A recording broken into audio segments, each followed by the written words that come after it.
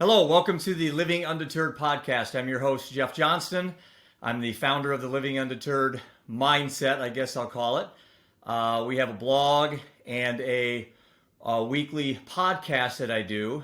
And the objective of the podcast is to find people that have had a living undeterred mindset or people that have dealt with certain things that have propelled them to a realm of inspiration and have decided to use maybe unfortunate events in their past to make them a better human being. And that's what this is all about, finding really good human beings. And I have a great guest today. I had a kind of a pre-screening call with him a week ago. And about an hour and a half into the call, I said, hey, this is supposed to only last 15 minutes. So we had a really good conversation. So Dimitry, I'm going to introduce you real quick. I'm going to have actually you introduce yourself. But to set the listeners up, and I've been working on exactly what you do for a living, but I met you through a friend, a mutual acquaintance, Brian Wall, who you and I know through LinkedIn specifically. But you're in the robotic processing automation business. So we're going to start off there, and then we're going to navigate into some of the topics that you and I discussed. And there was a mutual reason why Brian wanted you and I to hook up. So again, welcome to the show. And Dimitry, tell us a little bit about you. Hello, everyone. My name is Dimitry Ortiz, as you mentioned. I am from Guatemala City, Guatemala, Central America, the land of the Mayan Empire. Very happy to be here. I've spoken to Jeff. I love what he does, his work, and I definitely want to, participate in this great conversation. As he mentioned, I work for STA Group. We specialize in robotic process automation, which means, in simple terms, what we do is we help business automate their business processes so that we can streamline the workflows. In reality, what we're trying to do is get people away from doing monotonous, repetitive, mundane jobs and kind of go and do a lot better and bigger things, more valuable things, as what humans are supposed to do. So we're pretty much trying to revolutionize how we do business and trying to allow the fourth industrial revolution to help us, and so we can leverage it and scale to automation. Well, aren't we supposed to be terrified that robots are going to take all of our jobs, Dimitri, and we're going to be set back to the Bronze Age or something? Yes, of course. Hollywood has done a great job at narrating it's almost like, okay, so is the devil really that ugly? Does he really have horns and and a tail? It's kind of like the same question. It comes down to who's doctrinating the people that and speaking to to them about technology. Okay, so real quick, robots are going to be taking over human jobs. Well, let me reverse the psychology here in the narrative. Let me tell you that as a professional in the technology field for over 2 decades, what I'm finding nowadays is that I see people insisting on keeping robotic jobs and stealing the jobs from the robots as opposed to doing human jobs. And that's what's really happening. It seems like we want to keep on doing monotonous, repetitive jobs that are not in any way stimulating. I mean, why do you think so many people burn out in the office? Because first of all, they're cubicles, they're staring at a screen all day and doing repetitive, monotonous jobs. I mean, even a robot, would maybe get bored at doing that. That's why. So to answer your question, no, we're actually trying to eliminate any of the jobs that a machine can do or software can do, and so that humans can act like humans, so that we can innovate, we can create, we can practice empathy, things that robots have not and probably will not for at least in my lifetime. And that's a good lead in because I wanted to ask you about artificial intelligence, and that's obviously a very big thing right now. And I think I'm slightly ignorant in this area. You will have, your worst day would be better than my best day in understanding artificial intelligence. What are some of the things in regards, you mentioned about empathy and compassion, I throw in compassion as well, but is there possibility a day that we'll develop robots that have a conscience, that have the ability to have emotions and feelings? Jeff, What do you think? That one day is already here. We already have officially kicked off the first psychologist robot with a degree and is recognized worldwide. So we are implementing AI because, as you know, AI, what AI essentially is we're trying to get humans and machine learning to do and imitate what humans do. But when it comes to AI, I mean, that's robotic process automation specifically. But AI is also going to allow machines to be, in a way, independent cognitive um, entities.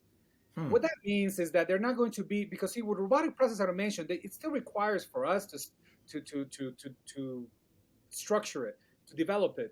It requires humans to still take care of it, monitor it.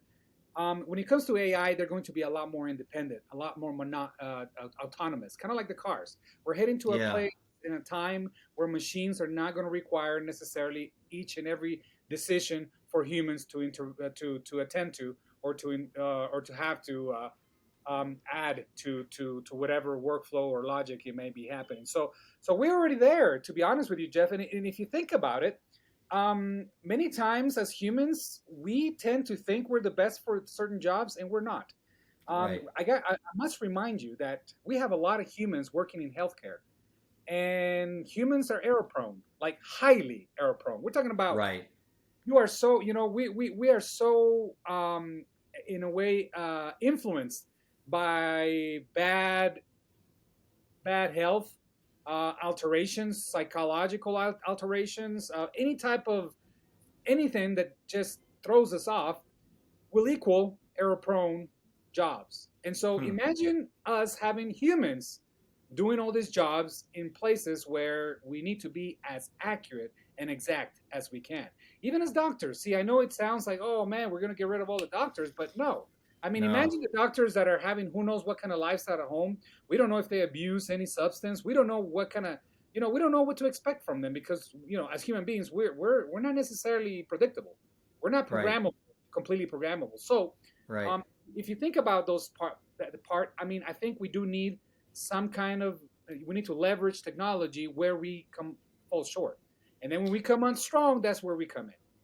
I mean, you think about just the human emotion, or I guess ability for us to lie, to cover up our tracks. Let's say somebody makes a mistake and they don't want their boss to find out because they'll get fired. That one problem can magnify into big problems. Well, computers don't really have the ability to understand the concept of lying. They make a mistake and they probably go. Again, I'm speaking out of context, but I can see where there's a lot of applications. I think about the cars, but then again, think of the people that drive cars for a living. These people are going to have to learn to adapt a new skill set, or what? I mean, I think it seems like there's always something that's going to replace what humans do, but then humans always invent some other industry that comes up that always needs humans. I'm not as pessimistic as some people are, Dimitri. I think that if automated cars are going to be the thing, and everybody that drives cars are going to be out of business, those same people are going to develop skills in something else. I mean, you'll have to survive, right? Yeah, let's talk about cars for a minute. Let's talk about. See, I used to go to New York when I lived in upstate New York. I used to go to New York City quite a bit, and there I didn't drive. I took taxis all the time because it's Mm-hmm. ridiculous to drive. And Right. imagine all the people that drive. Again, let me point out the error-prone human behind a machine that could at any point lose his control. Right. Okay, you got to remember, yes, human beings are doing it because we don't have a better system. But that's what Right. you have to look at. You have to look at it. Oh, humans. Okay, so let me bring it back even more than 100 years ago, because I want to tell you, it actually happened about 100 years ago. Henry Ford, when he introduced the mass production, of cars and stuff. Before that, people had to actually manually do one piece at a time and assemble it one piece at a time. Mm-hmm. So we could go back to that and think that that just makes us feel better, or we could even take it even further and talk about the time when we had to work the land. Do you remember, Mm-hmm. like more than 100 years ago, 98% of the people were working the land. There were Yeah. no other jobs. I mean, that's what Right. you did. You would chop trees up. You would make houses. You would use the horses to travel, and you would use the land to eat. Now we could talk about the fact that we went from cultivation to mass production. And you could look at it as a horrible thing that happened because we left our natural state of, missing link type of way back in the day. Right, right. So you got to look at the fact that every industrial revolution has brought change, but with that change, we also have brought progress. Progress that Hmm. if it hadn't been that way, we would be pulled by horses right now, and we would be sending smoke signals, and we would send people in the Pony Express, taking like a year to get across the country. So, do we really want to understand that? That limitation, Right. lack of technology. Because if you think about it, people have gone this far. I can guarantee you, even the most pessimist does not want to go back to snail mail or to any kind of or rotary phones. Yeah. Only call certain people if they're in front of it. I mean, Well, I can tell you in my industry, Dimitri, I'm in the investment business, so I own a wealth management firm here in Cedar Rapids, Iowa. And I remember, I've been doing this since I was 23, so 31, 32 years. And I can vividly remember more than one time in my career that robo trading or day traders or this computerized programmed stock picking things were going to cause me to switch careers. And that's always a great idea until it's not. And the reality was, in my business, we had '01 and '08 happen when you had a stock market collapse, and people realized, hey, computers can't feel my pain. I can't call my computer up and talk to them about why my stocks are down.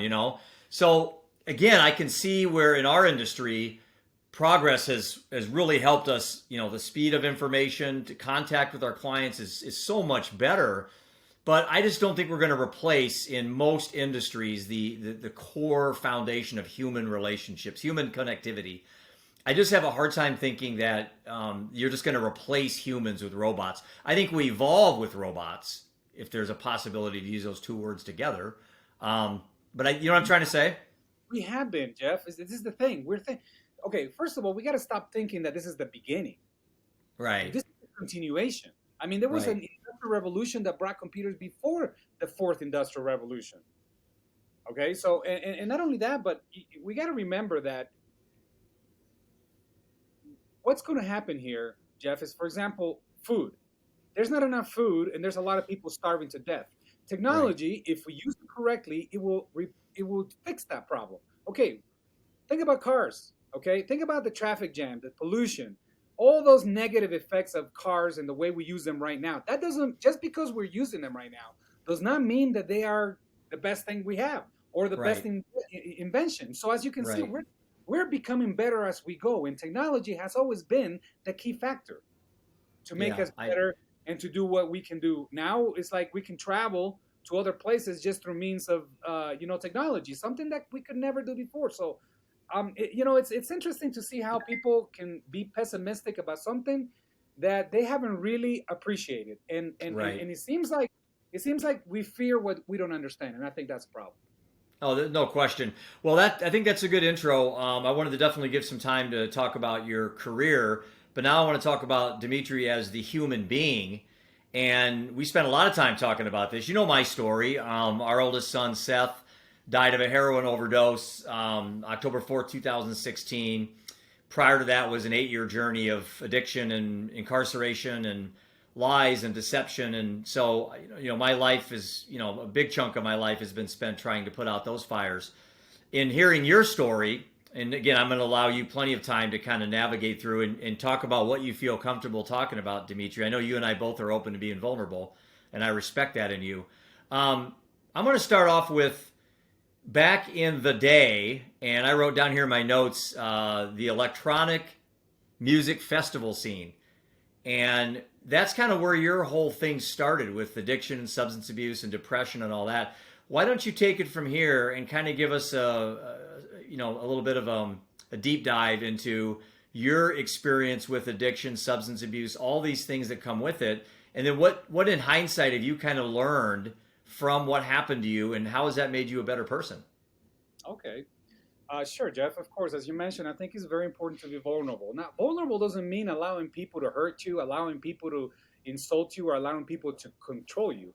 Being vulnerable, I think it just pretty much reinforces um, reinforces who we are, and as humans, as you mentioned.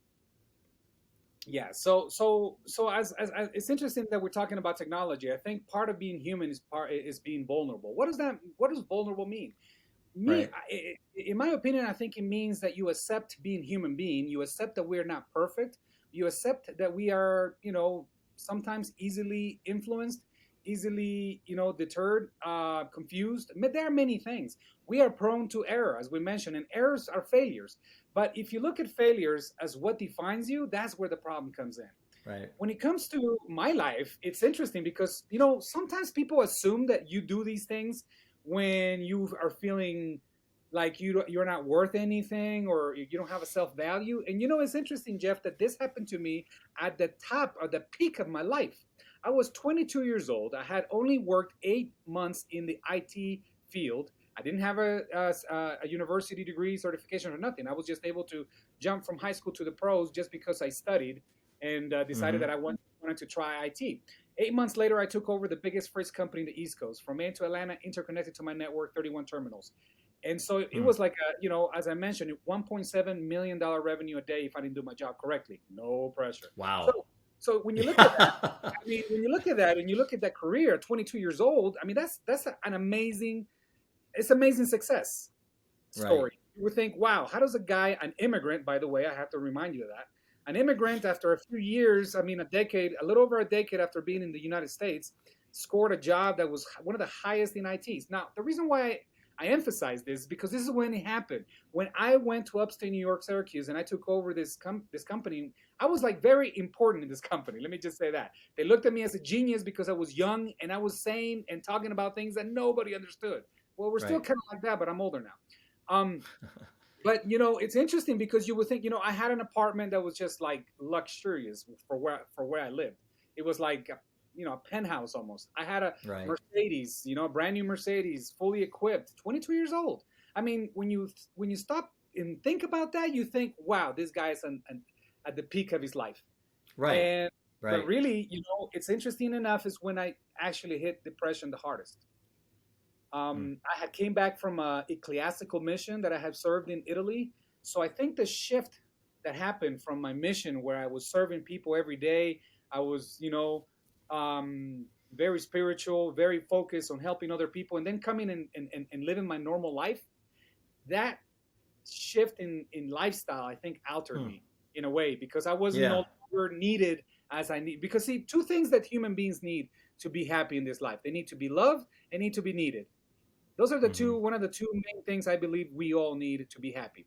And those two are fulfilled through service, Right. I would through agree. service Yep. to your fellow man. And I had stopped doing that and I started doing my life. Now I took care Right. of Dimitri. I took care of my career. And I think that shift for some reason Hmm. altered me. It wasn't that I was like, oh, coming from a traumatic experience, or I had been abused, or something had happened to me directly in any way. It was nothing like that. It didn't Did you even make start sense. to Did you start to question your faith at that point? No, I never questioned my faith because my faith is still intact. It's me the one that I'm the one that gets far from it.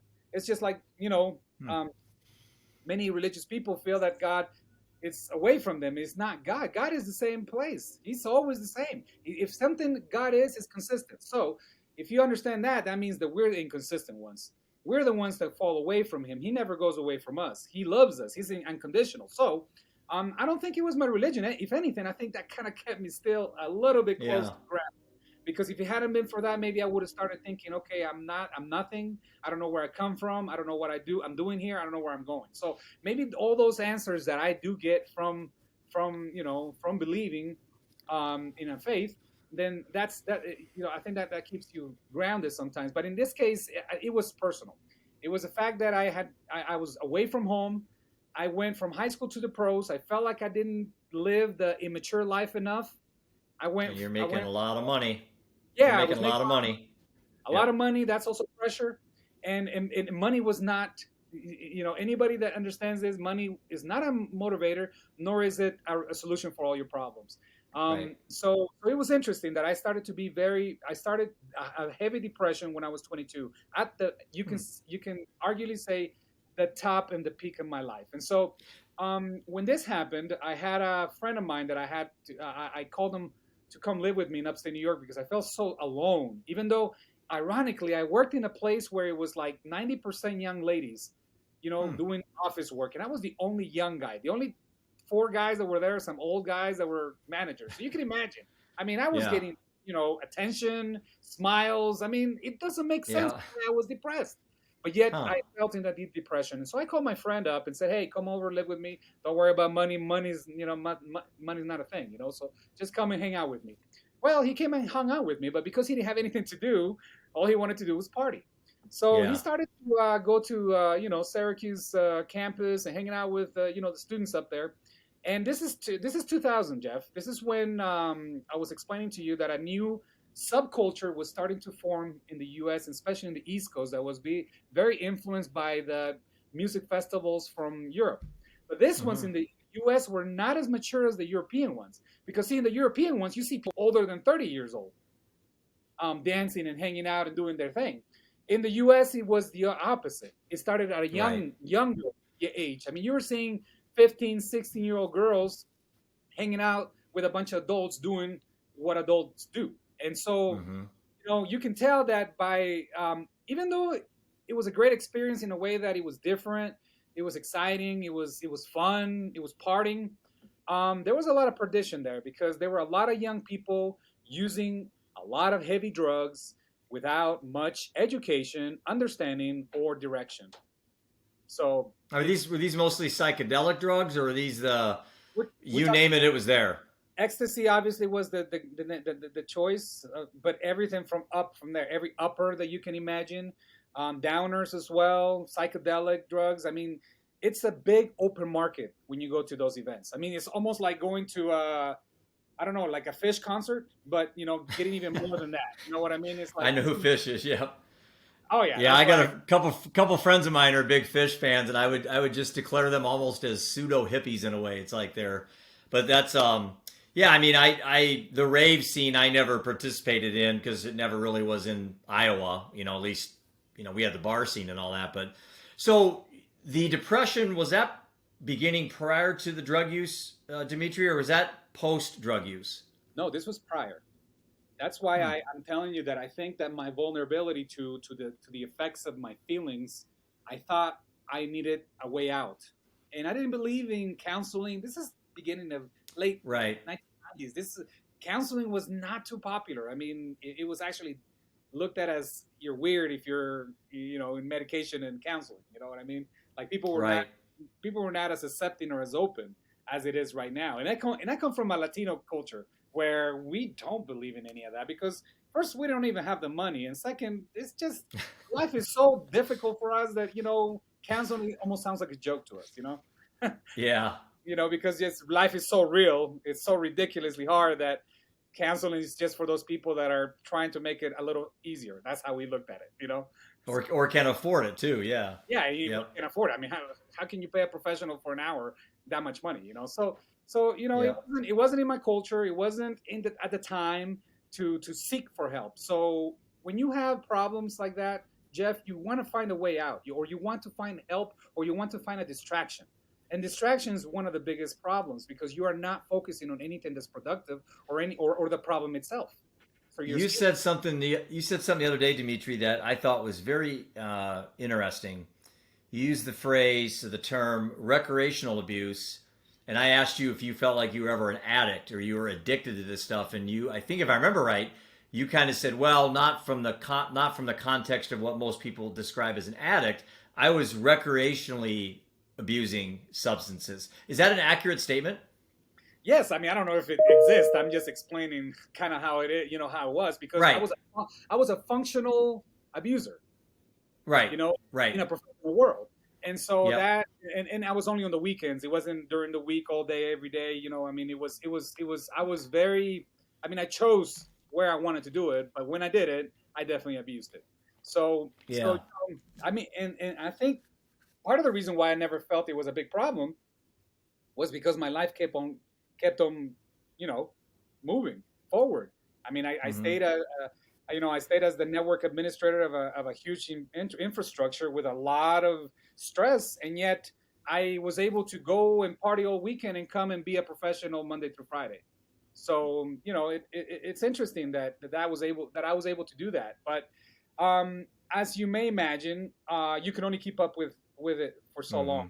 I started to Right. come back on Mondays with like baggy black, eyes in the bottom, and just like looking like hell, looking like I was sick, And so it did start to affect my job, and until the point where I decided to move away from there because I just didn't feel comfortable anymore. But the worst part about it is that I moved to Texas, and I thought upstate New York was bad. Came to find out Houston, Texas was even worse Hmm. because we have the border right there, and so stuff goes through the border.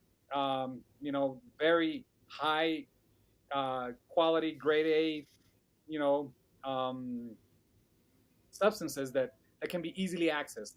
And so, unfortunately, I went to a city where I found more than what I had left, and Hmm. that's where the problem started because I started. I was abusing with my girlfriend at the time. That obviously created problems because of the alterations. I mean, what people need to understand is, for example, let's take ecstasy for example. Um, Ecstasy messes with your serotonin levels, and Hmm.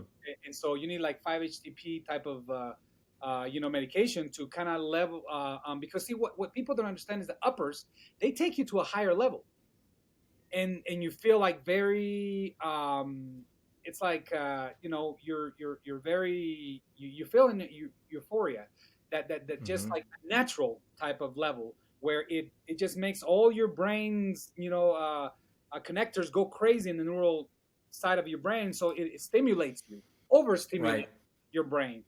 But the problem is, it's not that you don't go up and then you come back to normal. That's the problem. People don't understand that when you go up, when you come back lower than you were. Hmm. And that's where the problems start to come in with depression, suicidal instincts, and such, because you actually are deficient from your chemical balance, and those Huh. create worse decisions and worse situations in general. So, from this whole move that you made, where was your family at this time? What was your support group that you had in your life? That was a problem. See, in the U.S., as you can see, it's a huge country. I mean, one of the states is as big as my country right now. So, I Right. mean, in my country, I couldn't go that far for my family not to find me. And here, my family was in Utah. I was in New York. So for them to, I mean, my mom came to see me once, and it was a very difficult for her to leave because she was working full time, and just it wasn't, an easy thing to do. So when we're talking about support groups, I had nobody. That's the reason why I reached out to my friend, because he was the only one that wasn't doing anything. He was the only one Hmm. available. So Hmm. there were no family members. There were no different close friends or close. I quit going to church, obviously, because I felt, I wasn't behaving. So I felt bad. I felt guilty. And so I even stopped going to church. So many of Hmm. the things that I did before, I stopped doing sports. I thought, I quit doing things that were productive, that were healthy, that were helping me. And so I Yeah. had no support group from church. I had no support group from family or even friends. And the only friend that I had was my worst, my worst, giving me bad examples. So my I'm sitting here thinking, listening to your story and how similar it is to our son Seth's story. Unfortunately, your outcome was substantially better than his, but it could have easily just been flip flopped. I mean, I would assume you guys both had, dialed that Russian roulette chamber and that gun plenty of times. And in our son's case, the heroin had fentanyl in it. In your case, you never ran into that, which right now, I boy, if I had a child today, if you're not sitting down talking about not heroin, but what's in the heroin, heroin isn't killing you; it's the fentanyl that's killing you. Xanax isn't killing you; it's the fentanyl in Xanax. That's the problem with this stuff is, and I don't know how old you are, but when I was younger, and I'm not saying this because I'm on a podcast. Everyone knows my life. I've never done drugs, but I was a functional alcoholic all the way up to age 51. But Dimitri, when I was in high school and college, we weren't dying of fentanyl overdosed OxyContin pills. I mean, we were just getting drunk and passing out in our parents' basements. I mean, that's all we did. And I never was in that world. And Seth, our oldest son, unfortunately, was in that world. It sounds like you dabbled in it as well. Did you have and pardon the phrase because you know my position on this stuff, but did you kind of have a come to Jesus meeting where you just said, I got to grow up, I got to get my shit together, or I'm going to be dead? Yes, I did. It happened right after, as I mentioned, right after a little while, because I took over another infrastructure in Houston. I was working for a high voltage power engineering construction company, one of the biggest in southern Texas. So an amazing job. 150 electrical engineers under my network. I was supporting all these electrical engineers. So an amazing, incredibly, high, a lot of responsibility and all that. So again, you would think that I was doing well, making great money, amazing job. Right. But I started having problems with my girlfriend. She became pregnant and we moved to Texas. My son was about a year and a half in age, and she started to have I'm imagining that the mix of abuse and the mix of postpartum depression is what got us to just completely separate. Wow, so yeah. I decided that it was getting so ugly. I didn't want it to go further. It hadn't gotten to physical abuse, but I didn't even want to even imagine me touching a woman like that. And your son was 1.5 at this time, Dimitri? Yes, my son was okay. 1.5, almost 2. So it was very critical because we had a baby in our life, and I was taught that a real man never does anything to a woman. So I have never violated that, and I didn't want to at this point. So I said, listen, we need to avoid this. This is not going to happen under my watch. You're going back home. So I said, so we decided that we were going to separate, but not knowing how attached I was to my son. And that's what you said. Yeah, and that's when I didn't know, man. I thought I was invincible. I had gone through incredible, I had been challenged going different countries, different cultures. I had been, I had survived an abusive alcoholic father, just a bunch of, there's a bunch of things that I had already surpassed and had been successful at it. But this was my Achilles tendon. I was not ready for this. And that detachment of my son completely ripped my heart apart. It was the first time I felt vulnerable. It was the first time I felt that I had weakness within me. And it's the first time that I could tell. See, most of the time I was always in control. My mind, I consider it very strong. Why I say that is because even though I went abused, most of the time I never lost my mind as all my friends did. I was the one that was taking care of people. I was the one that drove all the time because I always stayed on point. I would feel the effects, but I could always stay on point. I could always go back to my mind and say, all right, what's going on?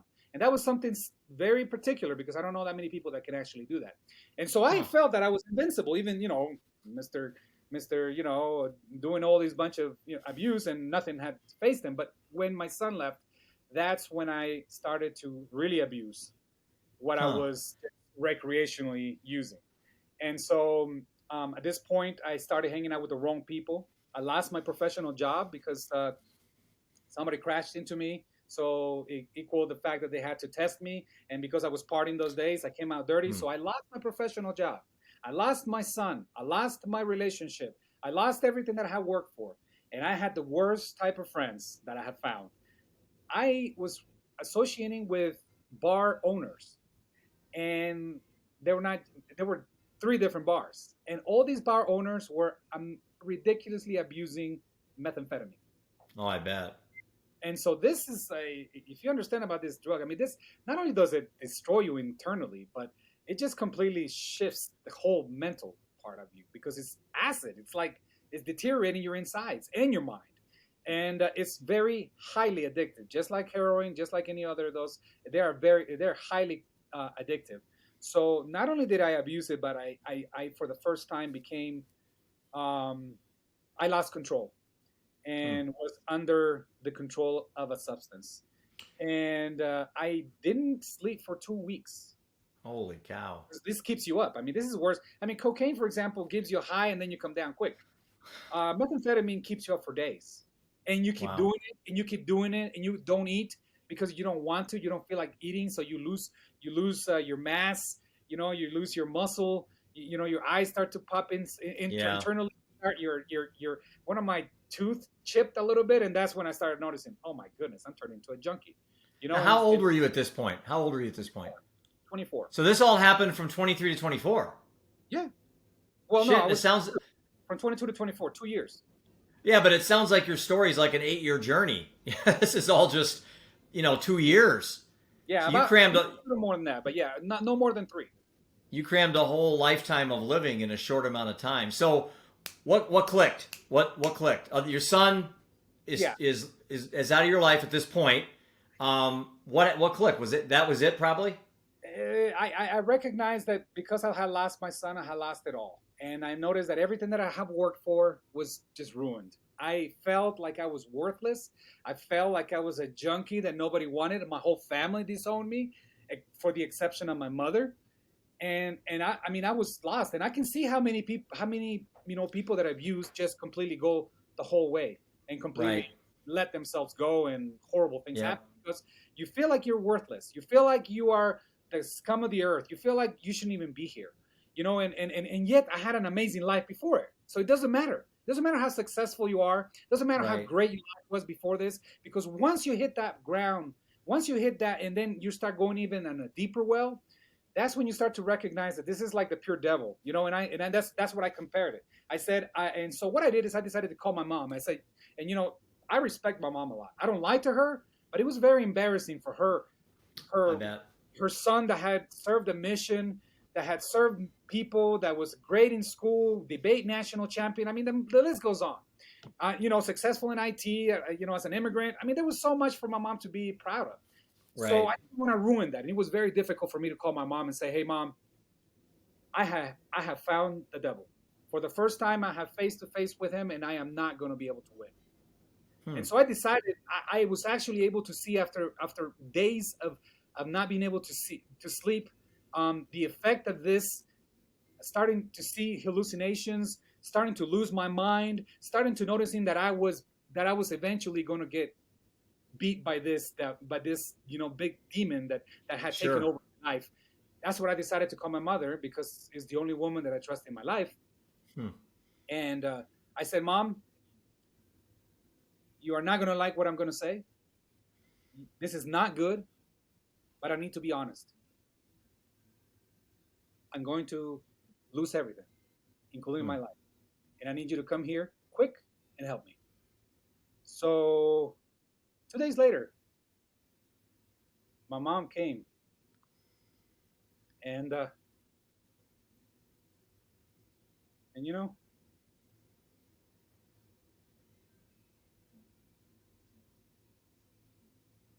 It's all right. I can feel the love, man. I mean, I get this way when I talk about Seth. It's just you can't describe it in words. That's awesome. That's a awesome story, Dimitri. And anyone watching this, we all have moms. I can feel your love, man. yeah, so it was great because her unconditional love didn't have any judgment. Right. Didn't put me down. Didn't say anything that could have been destructive. Right. And so she came and picked me up in a U-Haul. Said, "All right, son, let's get you out of here. That's what you need. That's what we're gonna do." We went That's back awesome. to Utah. We went back to Utah. Drove through the country. Drove through Nevada, or actually we went through Texas and Denver, and we went back home. She said, "Okay, what are you going to do?" I said, "Mom, I have heard that addicts need to replace their addiction with something positive." That's like the best thing I could have remembered from anything. And that's what I did. I went and enrolled myself in school and started studying. At the beginning, I had to down, like, I was using beer because I didn't want to use alcohol, but I was using like a 12-pack of beer daily to just bring myself down from all that jittery and all that needing to use that drug that I was trying to cleanse myself. And it was like detox was horrible, and I did it on my I own know.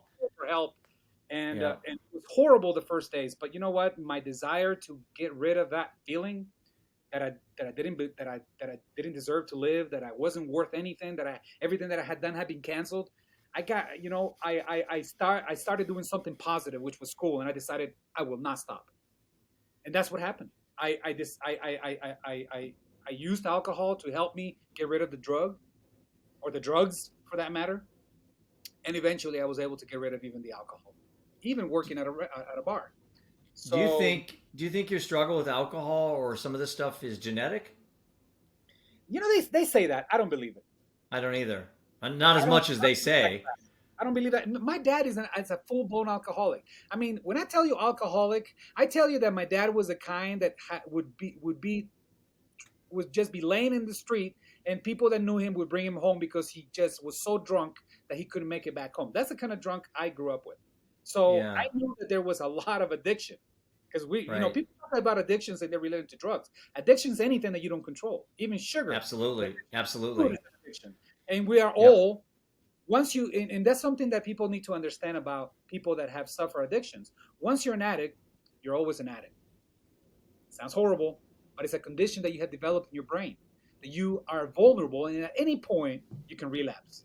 And it's Hmm. not a shameful thing. It's not that you're worthless. It's not that you're weak. It's the fact that you have developed an addiction and it will never go away. It's something that you need to always try to control, and you always have to be mindful of getting away from those places and those activities that will get you back to relapsing.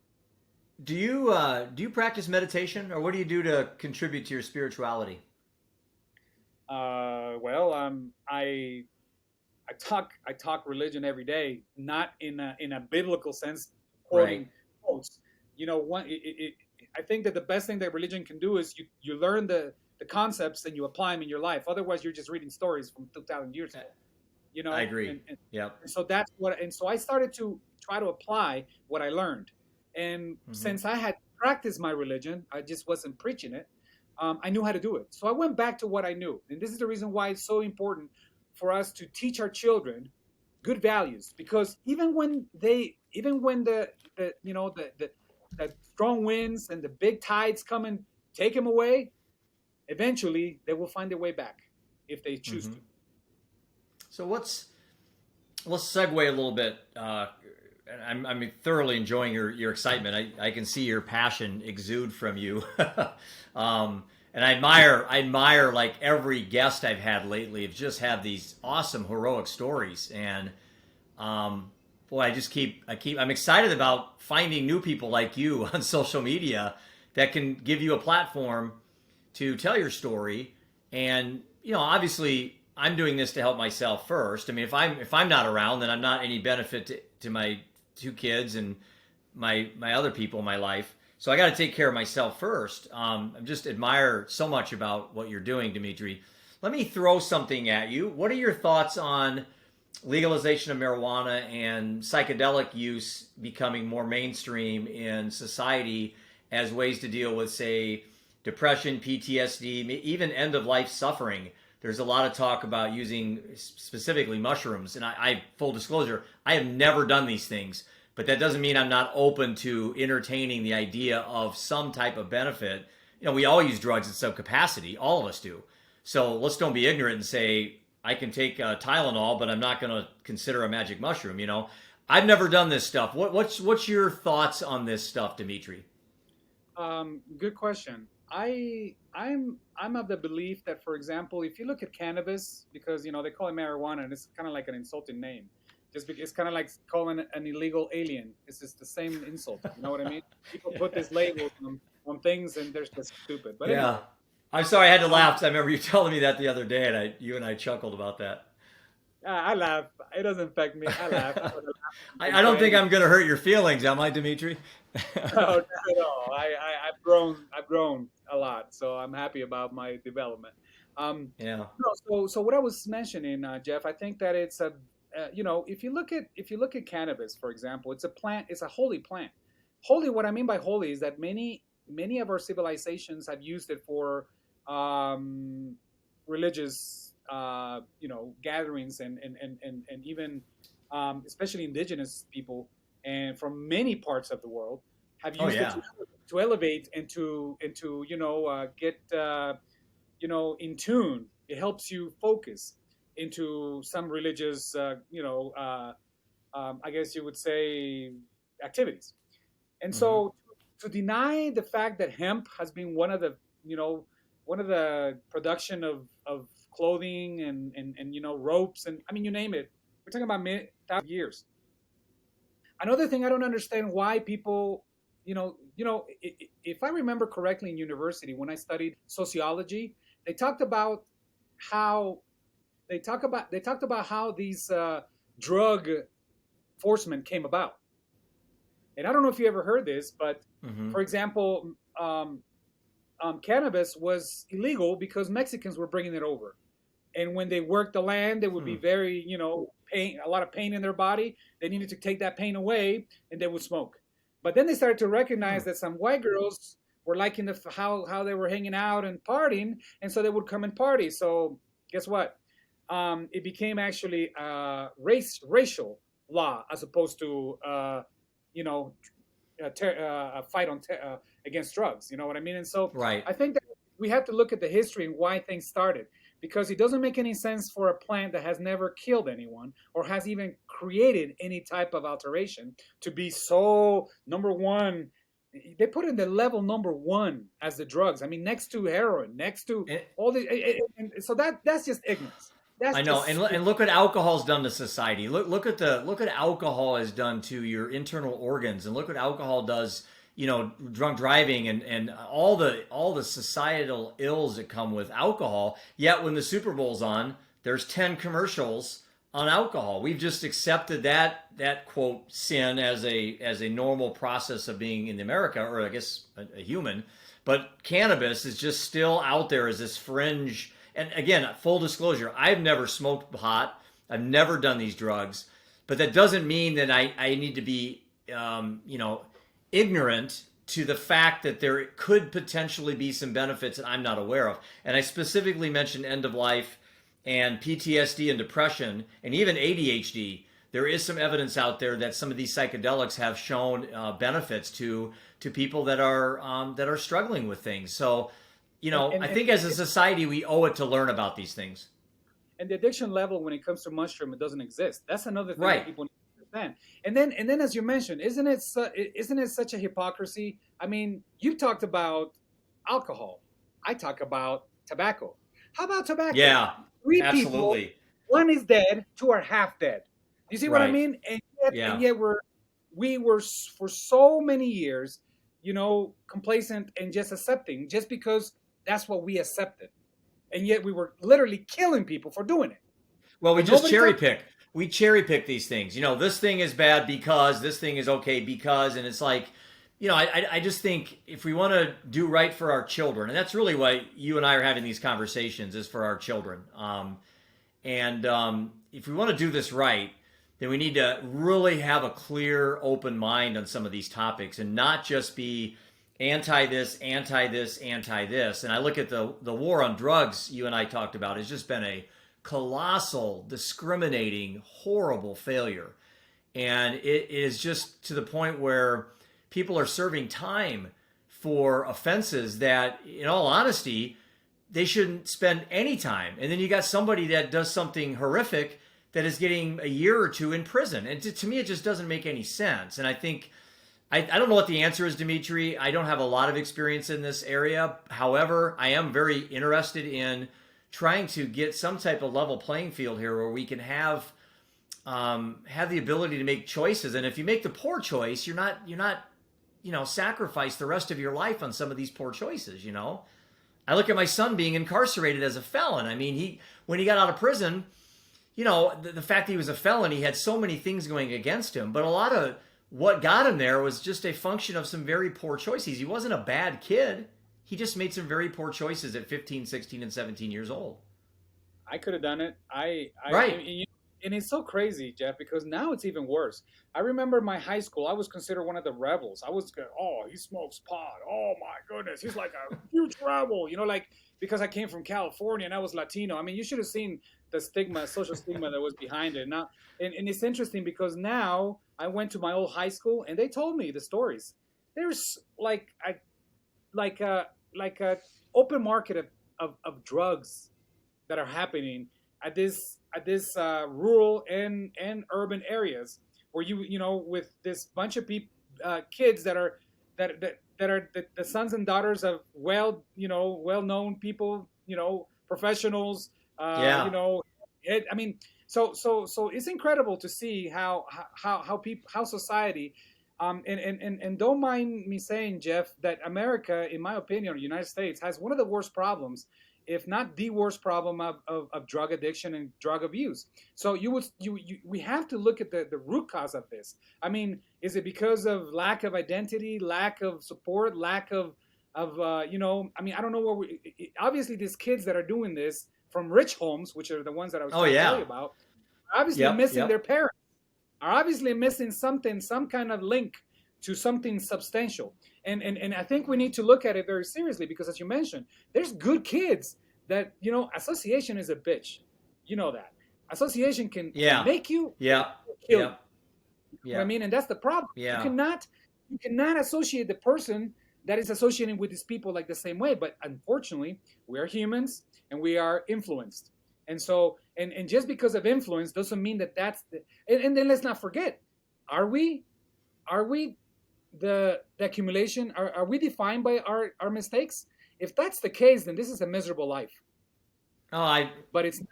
I mean, you're so right on that. You're so right on that. And again, the only evidence I have to go with if I'm presenting my case is my own experiences. That's all we really have for evidence. And I look back at, Seth grew up in white middle class America. I mean, geez, he didn't have a rough upbringing. I'll be honest with you. He's just like the way I was raised. Nothing wrong with that. You can't control where you're born or who you're born into, but that's just how it turned out. Yet there was a hole. There was something missing, and I'm forcing myself to try to figure out. And I know there's a good chance I'll never understand why he thought those actions at those certain ages, and why some kids like you can just have an epiphany moment. I may never find an answer, but I will guarantee you, man, I will never frickin' stop looking. I will never stop searching for my son. And if you and I having this conversation, some dad can say, or mom can say, man, we got to sit down with Junior. We got to sit down with our son today. I just got a call from his teacher, and they caught him vaping in the bathroom, and he's getting his grades went from an A to D. And, Dimitry lived, but Seth didn't. We need to talk to our son. I think they can get through it. And, Dimitry, I go back to the age of first use is where my sweet spot is, in my perfect scenario, if I could be king for a day, would be to get to 12, 13, and 14-year-olds. I don't know if I'm going to help the 35-year-old Oxycontin hair overdose, addict, or the alcoholic who's, 29, who's twice married and just can't stop drinking. I'm not sure what value I'm going to bring to the story there, but I do think my story can really help those 12, 13, and 14-year-olds that haven't started using yet. That is where we fix the problem, I think. And I don't know how anyone couldn't agree with that, because you never have to quit something if you don't start. And I use that mentality with my boys all the time. My two surviving boys is you never have to quit smoking if you don't start. You never have to quit drinking if you don't start. And I know it's easy to say that.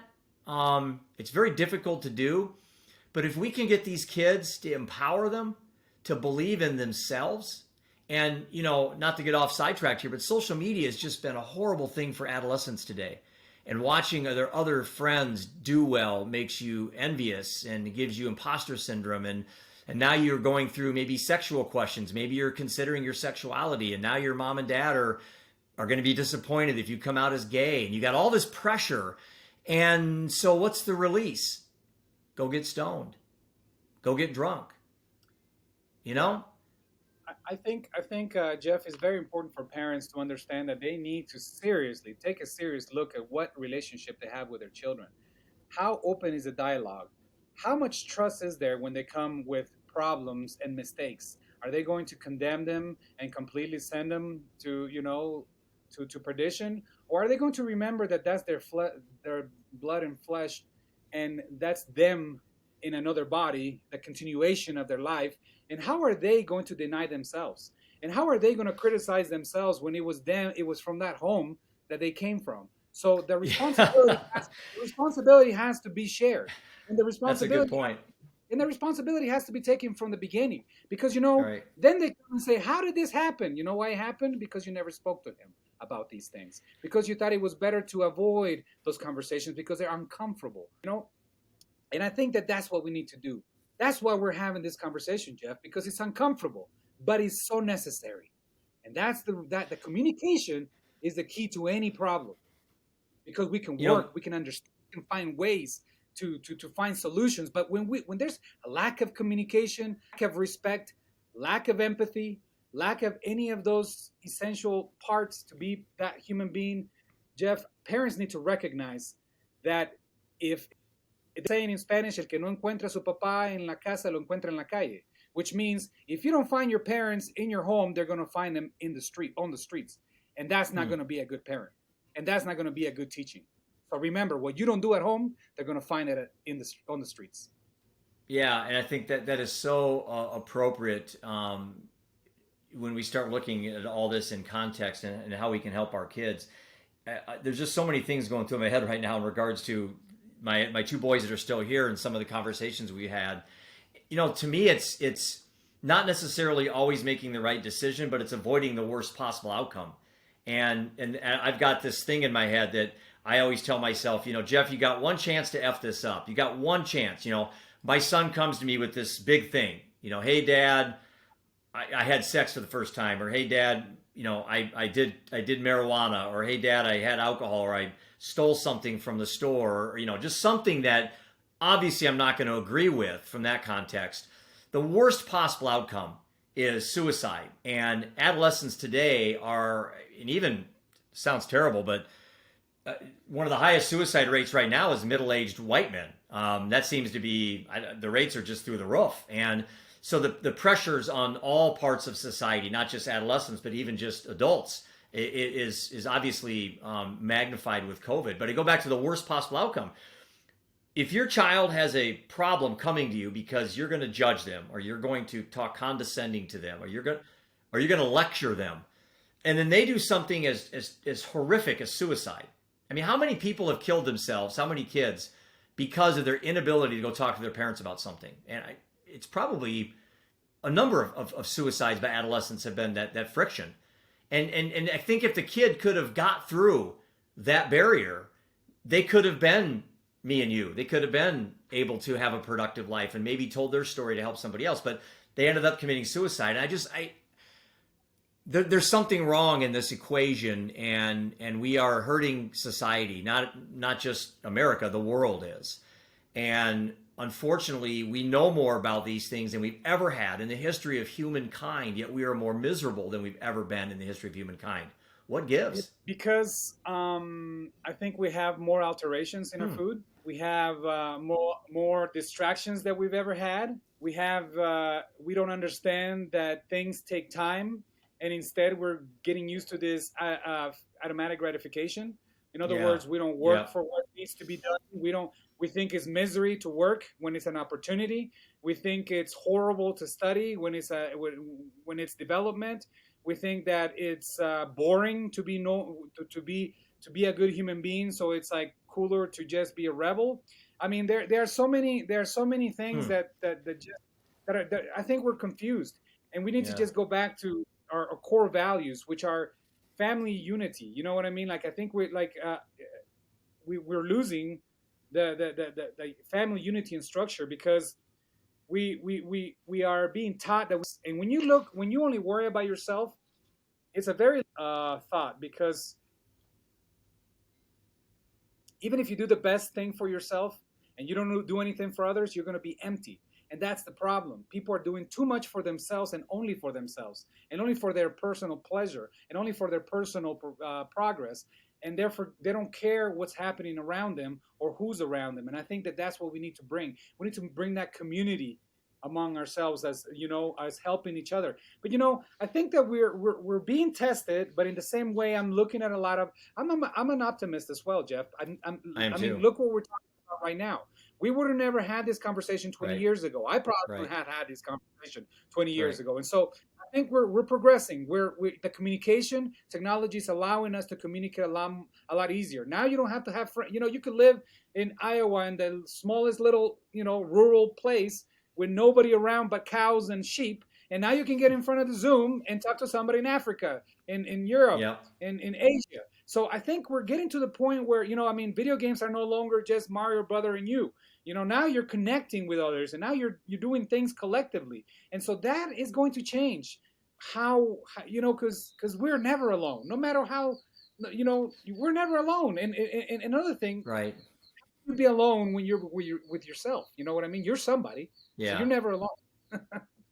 And that's a good point. I think that's a nice bow tie on this conversation, is that at the end of the day, the person looking back in the mirror ought to be your best friend, ought to be the person that you trust the most. It shouldn't be somebody you fear. And the reality is we are so uncomfortable with ourselves from everything, whether it's just literally ourselves, or the fact that we aren't honest with the concept of aging. We're in denial that as we get older, we're probably not going to get better looking. And so we fight that, and we get depressed, and we're disappointed on how we look. And so there's all these things magnified, but I think self-doubt and lack of self-confidence is a big problem today. And I'm trying to present this living undeterred narrative that no matter if you're in Guatemala, in Iowa, if you're white, black, male, female, gay, straight, whatever it is, there's always an opportunity to find something good going on in your life. However, there's also an opportunity to find something bad if you want to look that way. I think, to me, if you're a miserable person, you can't find a way to get help, that's on you. I mean, I'm talking to a guy in Guatemala right now. I mean, give me a break. You're telling me you can't find help? You're just not looking in the right places. And I think for people to sit there and point fingers and say, these are the COVID and this and that, the reality is you're just not doing a good enough job looking for help. It's out there. And I'm grateful for you to give an hour of your day. And I'm honored to now call you a friend. And I didn't know you a week or two ago. And I would hope that we still continue some conversations on social media. And very likely I'll circle back and have you back on as an update, kind of see where things are going for your life. So how old's your son now? He just turned 19, graduated this last year with no graduation. I haven't seen him for approximately 6 years, and Yeah. I talk to him every Sunday. He talks to his father, and he tells me that he loves me. He tells me that he misses me, and I'm helping him with his career in programming because that's what I do, and that's what his dad does. Why not teach him? So at the time when I lost my son, I thought I would have never imagined this. But you know what? Time heals wounds. Time gives the opportunity to change life. And remember that we are all valuable. We're all created by the same creator.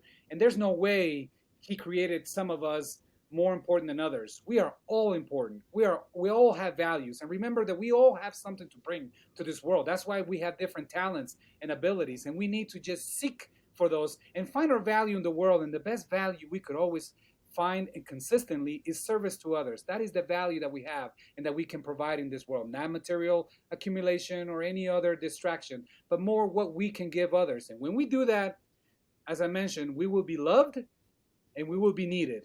And we have those two through service. So let's get it done. Let's do it. Let's show our value to the world.